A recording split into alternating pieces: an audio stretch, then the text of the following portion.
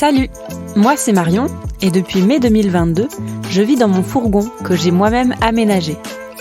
Au gré de mes rencontres sur les routes, j'ai interrogé celles et ceux qui partagent le même mode de vie afin de comprendre en quoi cela fait sens pour eux. Besoin de liberté, retour à une vie plus simple, envie de découvrir le monde. L'idée, à travers chaque épisode, c'est de découvrir des histoires de vie authentiques et de nourrir les réflexions autour de la vie nomade. Alors, accrochez vos ceintures et partons à la rencontre de ces choix de vie atypiques. Les Esprits Vagabonds, le podcast qui part à la rencontre de celles et ceux qui vivent sur les routes. J'ai rencontré Laurie lorsque je travaillais l'hiver dernier en Isère. Elle avait posté un message sur un groupe Facebook réservé aux femmes qui vivent en fourgon aménagé en proposant d'aller boire un verre. Je l'ai contactée en lui parlant de mon projet de podcast et elle a accepté l'invitation.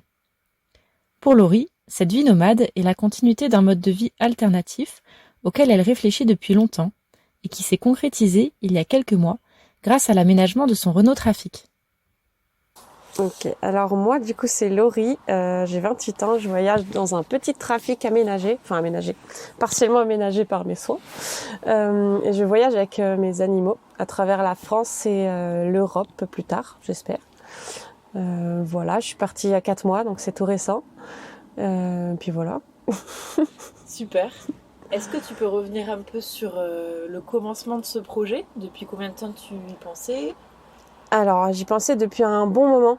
C'est vrai que depuis gamine, en fait, j'aime bien cet esprit un peu de voyage, tout ça. Donc, du coup, j'ai pensé à plusieurs types de voyages. J'en ai commencé un d'ailleurs à cheval avec une amie pendant un mois et quelques semaines.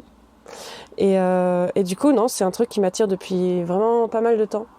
Et en fait, il y a 4 mois, du coup, j'ai eu la possibilité. Alors, je me suis un peu donné les moyens en quittant un peu mon boulot, la maison, du coup, où j'habitais. Et puis voilà, j'ai enfin commencé donc, ce voyage qui me fait rêver depuis longtemps. Donc ouais, tu dirais plus que c'est un peu un processus Ouais. qui a duré plusieurs années pltoutôt qu'un déclic. Oui, c'est ça. Ouais, j'ai pas eu vraiment un déclic ou un élément déclencheur qui m'a fait partir d'un coup. C'est sur un coup de tête, c'était plus un projet de vie depuis un bon moment. Et du coup, comment tu as procédé pour l'aménagement ? Tu dis donc que c'est toi qui l'as... Alors, je suis pas ultra bricolo.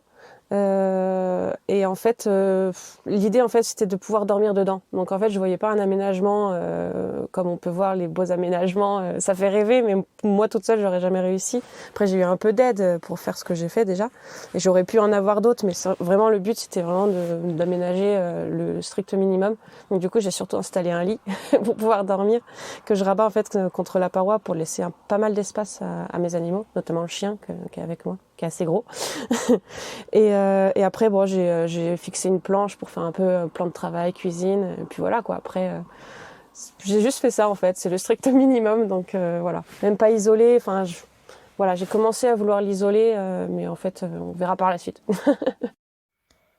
Afin de se donner les moyens de vivre ses rêves à fond, Laurie a quitté sa maison, qu'elle a mis en location, et a aussi quitté son CDI.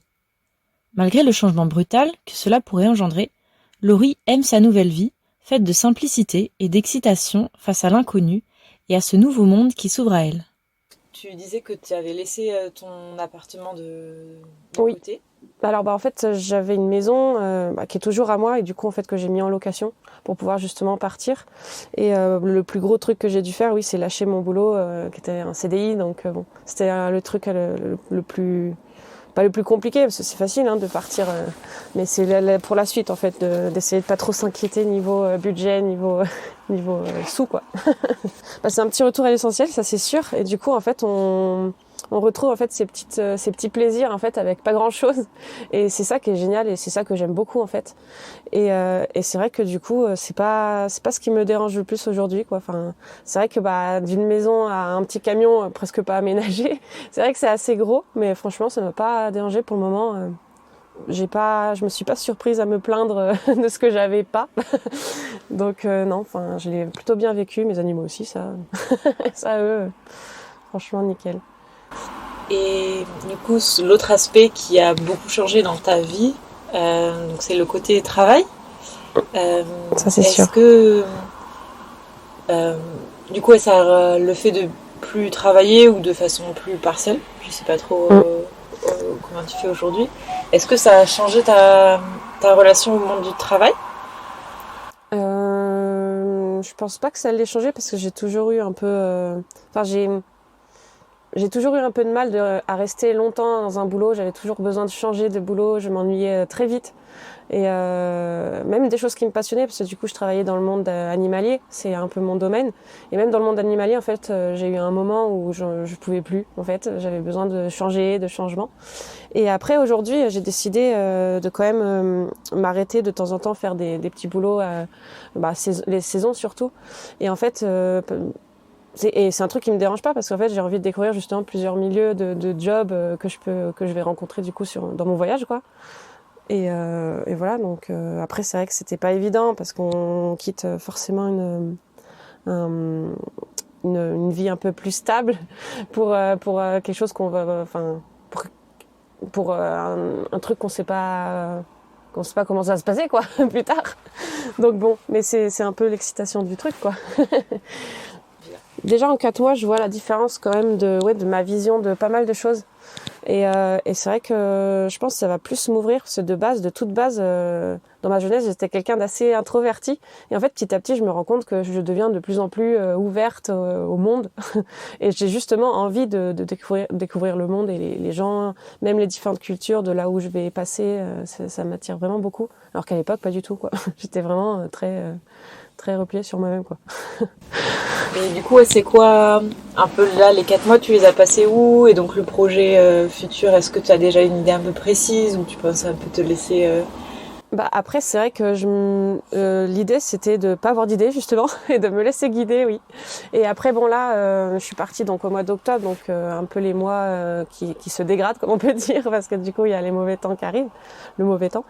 Et après, bon, là, on a eu de la chance, entre guillemets, qu'il fasse bon. Donc, c'était assez agréable, en fait, de partir en octobre, parce que vraiment, il y avait des températures super douces. Et en fait, je suis descendue assez rapidement dans le sud de la France. Et c'est vrai que je suis pas beaucoup remontée, quoi. Je suis restée vraiment dans le bas de la France, j'ai stagné. Et donc, bah voilà, après, j'ai découvert pas mal de régions du sud que j'ai adoré, parce que j'adore le sud, pour le coup. Donc vraiment, voilà, je me suis pas trop éloignée du sud, donc pour le moment, j'ai pas fait un grand voyage. Après, c'est les débuts. Et après, par la suite, je voyais assez rapidement quand même aller Portugal, Espagne, les trucs un peu en périphérie de la France. Et puis peut-être que plus tôt que prévu, je pense que je vais aller plus loin en Europe. Au début, je me suis dit, bon, je vais faire une année en France. Mais en fait, j'ai vraiment envie pour le coup d'aller voir déjà plus large. Oula. Cette nouvelle vie est aussi une façon pour Laurie d'en apprendre plus sur elle-même. Initialement plutôt solitaire, la vie nomade lui donne envie d'aller rencontrer de nouvelles personnes et d'échanger au gré de la spontanéité des rencontres faites sur la route. Ouais, tu disais que ça, t'avais l'impression de redécouvrir, enfin de découvrir d'autres aspects de ta personne Ouais. en vivant comme ça. Mm. Euh, Moi, mon expérience a été ça aussi, et plus en fait le fait de me retrouver souvent toute seule, Mm. et en fait de passer du temps avec soi-même et C'est ça. d'apprendre à se connaître. Est-ce que ouais, c'est quelque chose que tu as ressenti Ah oui, aussi? ouais. Après, ce qui est vraiment étonnant, et ça rejoint ce que j'ai dit juste avant, c'est que j'ai découvert qu'en fait, je suis pas si solitaire que ça. J'adore les moments toute seule, vraiment. J'adore les moments seuls à voyager avec mon van et tout. Mais il y a toujours un moment où j'ai quand même besoin de voir un peu des gens. Mais c'est vrai que du coup, oui, je me découvre en fait. J'ai l'impression de jour en jour finalement dans ce voyage. Ça fait que 4 mois et j'ai l'impression que j'ai déjà énormément changé. Donc je me dis que ça va être plus tard, quoi. Donc oui, c'est quelque chose que j'ai vécu, ouais, que j'ai ressenti. Et du coup, les personnes que tu as rencontrées, c'est des personnes qui partagent le même mode de vie que toi ou pas forcément? Bah alors, pas forcément. Au début, j'ai commencé par rencontrer quelqu'un qui voyageait en camping-car. Presque dès le début de mon voyage en fait. Donc ça a été tout de suite déjà enrichissant dès le début en fait. Et c'était vraiment un moment sympa, enfin de partage. Et ouais, on parlait donc de ce mode de vie. Donc c'était vraiment sympa de partager tout ça. Surtout que c'était vraiment le début. Donc du coup, ça rassurait de rencontrer quelqu'un qui voyageait. Lui, il m'a dit que ça faisait 3-4 ans. Non, plus. C'était un autre. Non, ça fait 8 ans lui. Et donc du coup, il a pas mal d'expérience là-dedans. Donc du coup, ça rassure en fait.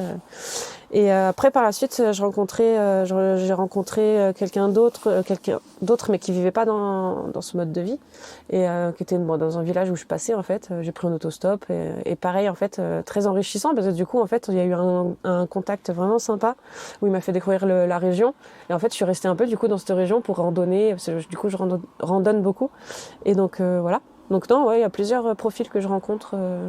Après, moi, je disais, la première année, je rends visite aussi à des amis. Et donc voilà, c'est pas encore le voyage, voilà, très solitaire, parce que voilà, je passe souvent voir des amis, la famille, tout ça. Mais voilà, je rencontre plusieurs profils qui sont vraiment sympas à découvrir. Et est-ce que tu dirais que ce mode de vie, tu te sens plus libre qu'avant? Alors oui, à certains moments, c'est sûr. Après, il y a toujours des moments où ça te fait un peu redescendre sur terre, des fois. Mais c'est vrai que la plupart du temps, oui, on se sent quand même plus libre que de vivre dans une vie un peu métro boulot dodo, où on a l'impression de ne pas avoir le choix, quoi. Alors que là, on a l'impression quand même d'avoir ce choix de se déplacer là où on veut, quand on veut, et de faire un peu ce qu'on veut. Donc oui, il y a quand même cette bonne sensation de liberté quand même. Et qu'est-ce que tu entends par certains moments où tu redescends un peu les pieds sur terre Après, c'est un peu, après chaque personne du coup gère à sa façon quoi les choses. Et c'est vrai que bon, ce qu'on peut rencontrer, je pense que je suis pas la seule du coup, c'est surtout au niveau des sous en fait, où on a cette impression que du coup c'est quand même assez limité. Enfin voilà, faut faire attention quoi. Après c'est vrai que parce que moi j'ai pas le boulot sur la route dans mon van, parce que je sais pas, voilà, j'ai pas de métiers qui sont dans mes comment dire. Ouais, voilà, j'ai pas la compétence pour pour travailler voilà via un ordi, enfin les montages vidéo par exemple. Enfin voilà, moi c'est vrai que du coup c'est beaucoup les saisons. Je compte surtout sur les saisons pour pas sombrer dans niveau budget quoi. Donc bon, voilà. C'est surtout au niveau voilà financier. Voilà, je cherchais le mot. Plus que quelque chose lié au confort ou Ouais, non, vraiment au confort. Voilà. Après, c'est vrai que des fois, oui, peut-être qu'on a envie des fois de retrouver un peu de confort, mais c'est vrai que c'est pas le truc qui me dérange le plus, quoi. C'est vraiment au niveau financier où c'est un peu plus stressant pour moi. Comment trouver l'équilibre entre pouvoir profiter de cette vie-là en bougeant. C'est ça. Et il y a aussi un point qu'on n'a pas encore abordé qui revient souvent, c'est plus l'aspect, la relation écologique à l'environnement. Du coup, le fait d'avoir un habitat autonome, en fait, on se rend compte, et c'est aussi un peu mon expérience personnelle, de l'eau que tu utilises, ou l'électricité, etc. C'est quoi ton ressenti par rapport à... Ah ouais, non, mais c'est hallucinant comme on se rend compte finalement... Pardon, je vais le couper. Mais oui, non, après, niveau eau, surtout, ça a été assez flagrant. D'ailleurs, au début de mon voyage, je n'osais même plus boire beaucoup, en fait. Parce que justement, il y a ce truc de se dire, oh là là, c'est tellement limité, du coup, même si on peut en trouver facilement.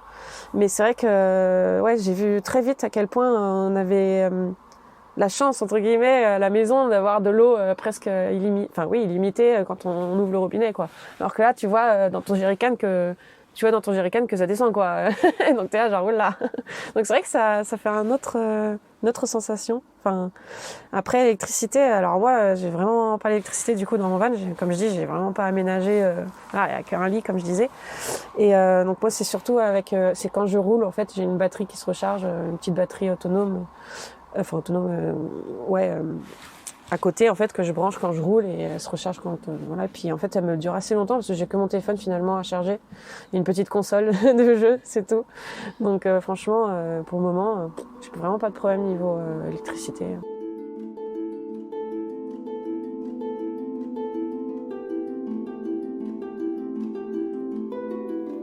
La particularité de Laurie est qu'elle vit avec son chien et son chat qui se sont vite habitués au mode de vie nomade. Son aménagement et son quotidien prennent en compte le bien-être de ces animaux qui ont la chance de pouvoir changer d'environnement régulièrement et le plus souvent de vivre en plein air. La présence de son chien est aussi un moyen pour elle de se sentir plus à l'aise pour appréhender cette nouvelle vie. Tu me dis aussi que tu as ton chien. Ouais. Est-ce que c'est quoi du coup comment ton animal il s'insère un peu dans ce mode de vie-là. Je sais pas si ma question est super claire. Pas trop. Ouais, comment il s'habitue? Est-ce que ça te rajoute une contrainte? Bah après, forcément, il y a beaucoup de moments où oui, il faut faire par rapport aux animaux en fait. Parce que j'ai aussi le petit chat. Okay. Et le chat, en fait, finalement, c'est elle qui est un peu plus compliquée à gérer finalement. Parce que le chien encore, bon, il peut me suivre. Globalement, normalement, un chien, ça écoute bien. Alors que le chat, t'as beau l'appeler, des fois, s'il est en balade, il va pas revenir tout de suite, quoi. Des fois, il faut faire gaffe que le chat ne sorte pas si tu veux bouger à ce moment-là. Enfin, bref. Mais le chien, en tout cas, lui, bon, il s'est super bien adapté. Hein. Après, j'ai aménagé mon petit camion pour qu'il ait quand même son espace un peu, qu'il se sente pas non plus trop enfermé et qu'il puisse quand même un tout petit peu au moins faire demi-tour sur lui-même parce que quand même il est très très grand donc et puis j'ai un petit camion donc c'est vrai que c'était un truc à prendre en compte mais sinon il s'y est fait assez rapidement en fait. La première nuit peut-être du coup il se retrouvait un peu coincé entre mon lit et les parois donc il était mais en fait petit à petit en fait même dès la deuxième nuit en fait il a su se caler et il a trouvé vraiment le truc comment faire pour se retourner pour se coucher et il s'y est fait vraiment rapidement donc. Et puis après pour le reste aussi pareil à chaque fois qu'on va dans des endroits il est content, enfin il s'adapte partout et puis c'est vrai que je l'ai habitué assez rapidement dès petit à me suivre partout en voiture, à m'attendre dans la voiture aussi beaucoup. Donc en fait pour lui rien ne l'étonne en fait quand je le laisse s'attendre comme là c'est un peu le cas, du coup il est un peu dans le camion le temps que je suis chez une amie et en fait il attend vraiment patiemment voilà. Il a beaucoup de résilience en lui, donc c'est plutôt pratique. Là, le voyage que tu as fait jusqu'à présent, est-ce que il y a des questions que ce soit tes proches ou les personnes que tu as rencontrées, des questions qui sont régulièrement revenues, des questions qu'on te pose souvent? Par rapport à mon choix de vie? Ouais. Alors après, oui, ça a commencé par la famille, ça c'est sûr. Genre, mais pourquoi? C'est vrai que je suis un peu la seule, on va dire, de la famille, un peu comme ça, l'âme aventurière, nature, tout ça. Donc c'est vrai qu'au début, ils n'ont pas trop compris. En fait, petit à petit, ils ont compris assez rapidement, et surtout là, depuis que je suis partie, en fait, ils voient à quel point, justement, eux aussi, ils voient le changement en moi. C'est qu'ils disent que j'ai l'air plus épanouie, plus heureuse, et c'est le cas, c'est clair. Et donc du coup, en fait, comme ils ont vu ça, ils se sont dit, bon, bah, c'est quelque chose qui lui convient, donc maintenant, ils se posent plus de questions. Mais pour eux, c'est logique en fait d'être parti pour moi. Et après les gens que je rencontre dans la rue, ouais, c'est vrai qu'il y a beaucoup de gens qui sont étonnés par ce choix. Et il y en a d'autres aussi qui sont émerveillés par l'idée, genre waouh, c'est incroyable. Et il y en a d'autres complètement oh là là, c'est trop bizarre de faire ça. Donc ouais, non, il y a pas mal de questions, c'est sûr, mais ça dépend les gens ce qu'ils pensent en fait. Du coup, ça dépend les questions qu'ils posent. Moi, j'ai souvent eu, comme je voyage aussi en tant que femme toute seule, oui. un peu ce truc-là de mais vous avez pas peur d'être une femme seule? Aussi. Ouais, c'est vrai que oui, c'est vrai. Oui, donc c'était ça la question de base, c'est vrai. Si j'avais des questions plus qui revenaient, et c'est vrai que oui, elle revient très souvent, ça c'est clair. En tant que femme toute seule, c'est vrai qu'il y a beaucoup cette question-là. Et moi, ce que je réponds du coup, finalement, c'est que j'ai mon chien en fait. Et j'avoue que si j'avais pas mon chien, j'aurais un petit peu plus des fois de stress, on va dire, enfin de peur entre guillemets, même si bon, j'ai pas forcément facilement peur, mais c'est vrai que c'est différent. S'il était pas là, j'avoue que des fois je serais un peu en mode à certains moments, hein, pas tout le temps bien sûr, mais c'est vrai que du coup ce que je réponds c'est que voilà, j'ai mon chien et je sais que lui c'est un bon gardien du coup, puis même par sa taille les gens ils vont pas insister s'ils veulent voler mon camion, ils vont pas insister quoi quand ils voient ce truc là. Donc oui, si, c'est une question quand même qui revient vraiment souvent et voilà, après je réfléchis les autres questions qu'on peut me poser souvent. C'est beaucoup aussi. Mais comment tu fais pour la douche? Ça aussi, ça revient très souvent. Voilà, ouais, c'est une des plus fréquentes. Après, on a plusieurs qui sont assez fréquentes. Puis après, si c'est des endroits qui craignent un peu, on sait se faire discret. Surtout toi, en plus, t'as pas de vitre ou quoi, c'est encore plus discret. C'était un choix. Et ouais. Mais il y a beaucoup quand même qui choisissent de pas mettre de fenêtre, que ce soit pour les infractions de vol ou pour justement que les gens ils voient pas qu'il y a quelqu'un. Exactement. Donc des fois, il faut quand même savoir se faire un peu discret quand t'es dans un endroit où. Moi, quand je dormais dans le kangou, je fermais toujours les rideaux quand je m'arrêtais. Ouais. Oui, j'ai dormi dans le kangou pendant 6 mois. J'ai vécu dans le kangou pendant 6 mois. C'est ça. Toi aussi, t'as eu. 6 mois de formation dans le kangou. C'est un tout petit camion. Oui, il y a ce truc de si tu te sens pas en sécurité à un endroit, et ben en fait. De bouger, ouais, c'est ça. Ouais. Mais ouais, c'est ça qui est aussi la liberté en soi, c'est que du coup, ouais, si tu le sens pas, tu peux bouger. C'est clair. Ça, du coup, ça me fait. Je rebondis sur ce truc de. J'ai l'impression que ça m'a fait aussi un peu me reconnecter à une sorte d'instinct. En fait, de me retrouver toute seule et de sentir un peu les choses, de se dire, bah. En fait, j'ai prévu ça, mais je sais pas, il y a un truc qui fait que je me sens pas bien là. Ouais. Et du coup, conduire 5 km plus loin, est-ce que c'est quelque chose aussi qui parle ? Ah oui, mais je l'ai déjà fait, je crois, une fois. Parce qu'il y a eu des fois, j'étais un peu plus proche de la ville parce que je fais du roller aussi. Et pour faire du roller, il faut des pistes un peu, des pistes cyclables, voilà. Donc des fois, je me rapprochais un peu de la ville. Et je me débrouillais toujours pour trouver un spot quand même assez nature quand même pour les animaux en fait. Parce que du coup, je lâche mon chat aussi dehors. Et donc en fait, il faut que ça soit un endroit quand même assez tranquille pour eux. Donc je me suis toujours un peu éloignée, mais ça m'est arrivé quand même de rester des fois pas trop loin de la ville une nuit de temps en temps. Et c'est vrai qu'il y a eu une fois où je me disais oh non, je me sens pas forcément bien, donc ça rejoint ce que tu dis où il y a l'instinct qui se réveille et qui est un peu plus fort du coup dans ce type de vie. Et non, j'ai bougé déjà une fois, ouais. Et c'est vrai que c'est important, hein. C'est vrai qu'au moins on peut faire ça, donc autant le faire quand on se sent pas bien. Et puis voilà quoi. Puis on trouvera toujours un autre truc plus loin. Oui, c'est ça.